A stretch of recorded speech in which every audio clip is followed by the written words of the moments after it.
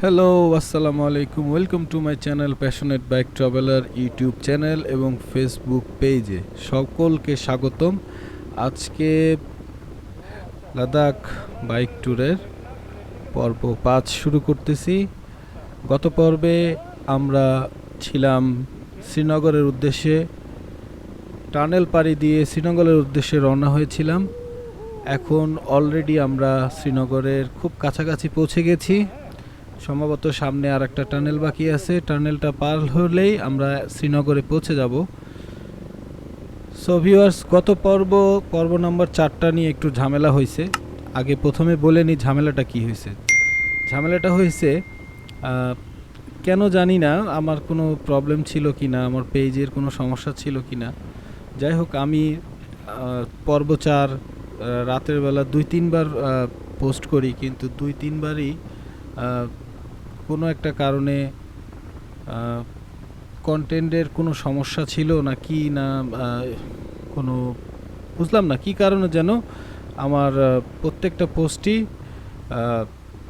কি বলবো এটাকে কন্টেন্ট দেখাচ্ছিল আর কি।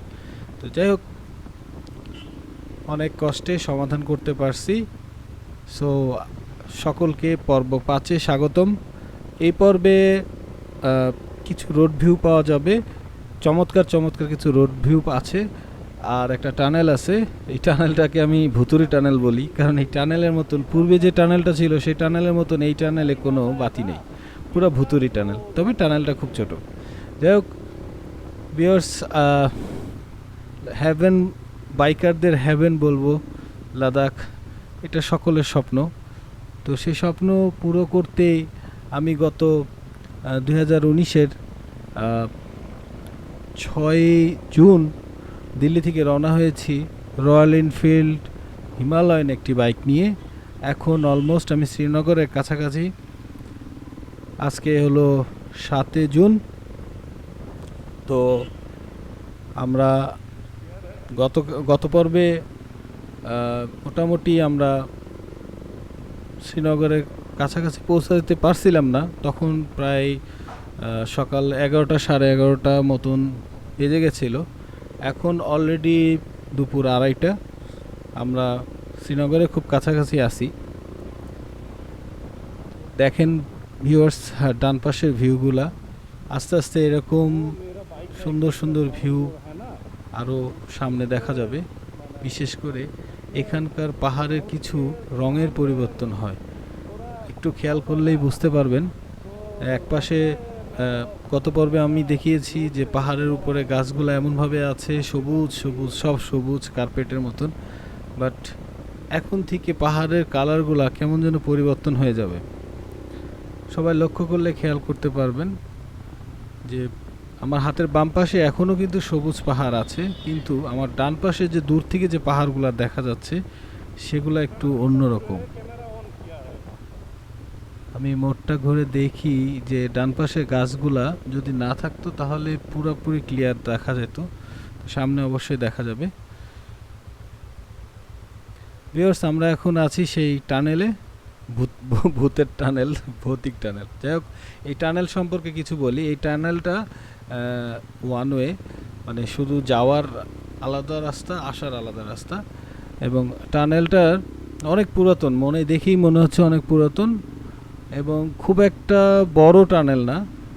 ওয়াও, হ্যাঁ, এই কারণেই আমি টানেলটাকে ভুতুরি টানেল বলছি, কারণ এই টানেলটা যখন আমরা পার হই তখন মানে এই টানেলের মধ্যে ঢুকে একটু হিমশিম খেয়ে গেছিলাম যে এত অন্ধকার, কোনো বাতি নাই, কিছু নাই। আর অবভিয়াসলি দিনের বেলা আমাদের হেডলাইট বন্ধ থাকে, তো টানেলের ভিতরে ঢোকার সাথে সাথে আমরা হেডলাইটগুলো অন করছিলাম।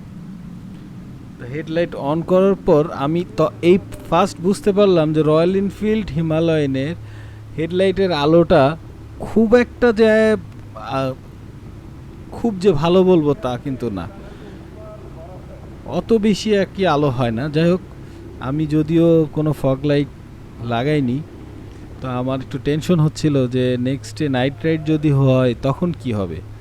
তো আমাদের এই ট্যুরে আমরা সম্পূর্ণ বিকাল 5টা-6টার মধ্যে রাইড কমপ্লিট করব। যেখানেই রাত হবে সেখানেই থাকবো, এটা আমি প্রথমেই বলছি, কারণ নাইট রাইড আমি পাহাড়ি রাস্তায় করতে চাচ্ছিলাম না, যেহেতু অপরিচিত, যার কারণে আমি রিস্কটা নিতে যাচ্ছি না। আর এমন একটা সাইডে আমি যাচ্ছি যে এখানে মাইলকে মাইল কোনো বাড়িঘর পাওয়া যাবে না, কোনো দোকানপাট পাওয়া যাবে না। সো সব দিক বিবেচনা করে আমি প্রথমে যখন রুট প্ল্যান করতে বসি, আমি কিষান, তখনই আমরা বলি, বিশেষ করে আমি বলি যে আমরা যেখানেই যাই আমরা সন্ধ্যা 6টা 5টা 6টার ভিতরে রাইড কমপ্লিট করব, আমরা নাইট রাইডটা অ্যাভয়েড করব।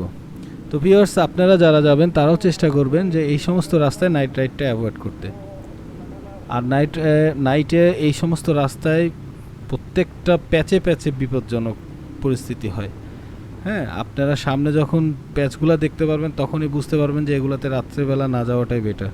তো আমাদের টানেলটা মনে হয় খতম, মানে শেষ হয়ে গেছে। এখন দেখেন টানেল থেকে বের হওয়ার সাথে সাথে, ও ওয়াও, সুবহানাল্লাহ, কি সুন্দর। হাতের ডান পাশটা দেখেন ভিউয়ার্স, কত সুন্দর আকাশ আর পাহাড়ের কালারটা খেয়াল করেন ভিউয়ার্স, পাহাড়ের কালারটা খেয়াল করেন। অলরেডি আমরা শ্রীনগরের এরিয়ার ভিতরে ঢুকে গেছি ভিউয়ার্স। সামনে একটা চেকপোস্ট আছে, ওই চেকপোস্টটা পার হলেই শ্রীনগর শহর শুরু বলতে হবে। তো হাতের ডান পাশের পাহাড়গুলো খুব মিস হচ্ছে, কারণ হাতের ডান পাশে অনেক গাছ, তো মাঝে মাঝে ফাঁকে ফাঁকে একটু দেখা যাচ্ছে। আর বাইক চালানোর সময় আসলে ডানে বামে তাকানোটা খুব রিস্কি, যার কারণে ডানে বামে অত তাকাতেও পারছি না। যতটুকু পারছি ততটুকু আপনাদের দেখানোর চেষ্টা করতেছি। সম্ভবত এখানে একটা চেকপোস্ট থাকার কথা, না এটা না, আরও সামনে একটা চেকপোস্ট আছে। তো ভিউয়ার্স, পর্ব 5-এ আপনাদের সকলকে আমি মনে করি মোটামুটি একটা ভালো ভিউ দেখানোর চেষ্টা আমি করেছি।